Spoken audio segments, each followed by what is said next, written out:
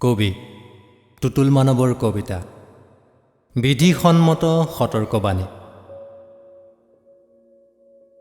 অনুগ্ৰহ কৰি মন কৰিব, কাইলৈৰ পৰা হয়তো হেৰাই যাব পাৰে সেই শব্দবোৰ যিয়ে আপোনাৰ দুৱাৰত টুকৰ মাৰি সুপ্ৰভাত জনায়, আপোনাৰ প্ৰাণ চঞ্চল কৰি উচ্ছল কৰি ভাৱৰ খোৰাক যোগায়।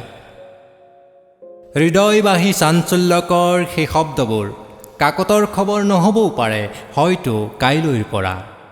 বিশ্বস্ত সূত্ৰে প্ৰকাশ। জিপচি যাত্ৰাৰ দীক্ষাৰা সেই শব্দবোৰ এখনি ঘৰৰ সন্ধানত ৰত, বেখুৰা কোৰাছ আওৰাই আওৰাই ভাগৰুৱা সেই শব্দবোৰ নৈশব্দত শুব।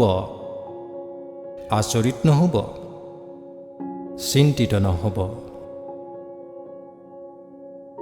অনুগ্ৰহ কৰি মন কৰিব,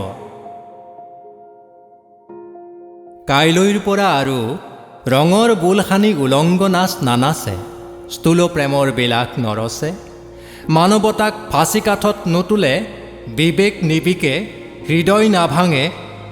গ্ল'বেল ভিলেজত চহ কৰা মাটিৰ পৰা চহকীৰ খ্যাতিলৈ সুদৃশ্য সেই শব্দবোৰ অদৃশ্য হ'ব।